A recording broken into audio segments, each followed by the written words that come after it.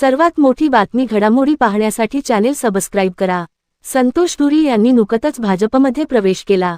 या पक्षप्रवेशानंतर धुरी यांनी पक्ष का सोडला, यामागचे मूळ कारण काय होते, याबद्दल सविस्तरपणे भाष्य केले। 2007 मध्ये आम्ही राज ठाकरेंसोबत बाहेर पडलो।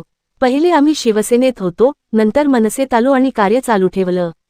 आमचं रक्त भगवं आहे, पण आता ज्या पद्धतीने युती झाली आहे, ज्या लोकांनी हिरव्या लोकांशी युती केली, त्यामुळे त्यांच्यातील लोक तुटून गेली।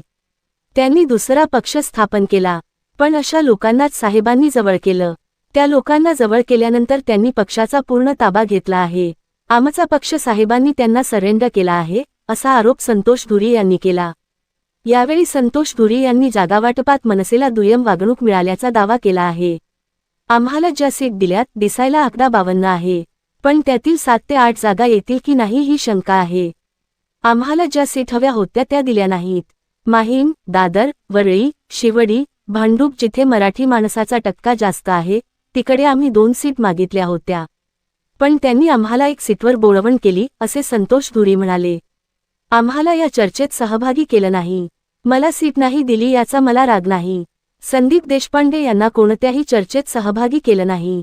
जेव्हा विचारलं तेव्हा आम्हाला असं समजलं की वर तह झाला आहे की साहेबांनी 2 किल्ले सरेंडर केले आहेत। त्यातील एक संतोष धुरी आणि दुसरा संदीप देशपांडे, हे 2 किल्ले सरेंडर केले आहेत।